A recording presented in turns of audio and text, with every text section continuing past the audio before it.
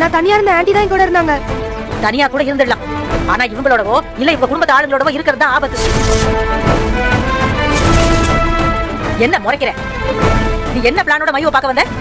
மையவை கடத்திட்டு போலான்னு வந்தியா? அதானே உன் பிளானு? ஆண்டியை பத்தி அப்படிலாம் பேசாதீங்க பாட்டி. ஆண்டி பெரிய ஆண்டி. ஏண்டி இவ குடும்பம் நமக்கு எவ்வளவு துரோகம் பண்ணுச்சு, அதெல்லாம் மாதிரியா நீ? பிளான் பண்ணி நம்ம நிம்மதியை கெடுக்கணும்னு நினைக்கிறவங்க, நம்ம சந்தோஷமாவே இருக்க கூடாதுன்னு நினைக்கிறவங்க. உனக்கு வர இருந்த தம்பி பாப்பாவையோ தங்கச்சி பாப்பாவையோ வரவிடாம பண்ண குடும்பம் இது. இவங்க கூட எல்லாம் பேச்சுவார்த்தையே வச்சுக்க கூடாது, ஏதாவது பண்ணிருவாங்க. என்ன பேசிக்கிட்டே இருக்கிற, மோச்சு பாக்குற? நீதான் இது எல்லாத்துக்கும் பின்னாடி இருக்கிறியா?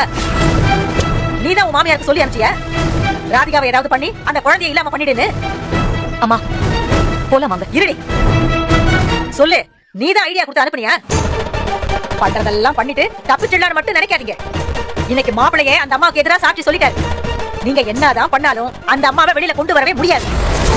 காலம் பூரா ஜெயிலே கடக்க போறாங்க. அதை நினைச்சு நினைச்சு நீங்க அழுதுகிட்டே தான் இருக்க போறீங்க. நான் சொன்னா பலிக்கும், கண்டிப்பா பலிக்கும். அம்மா போலான்னு சொன்னேன். மயு வா போலாம். ஏய் என்னடி இது கையில? ஸ்நாக்ஸ். இவ கொடுத்தாளா? அதுல ஏதாவது கலந்து கொடுத்தாலும் கொடுத்துருந்துருப்பா. கீழே போடு, கீழே போடு, கீழே போறீங்க.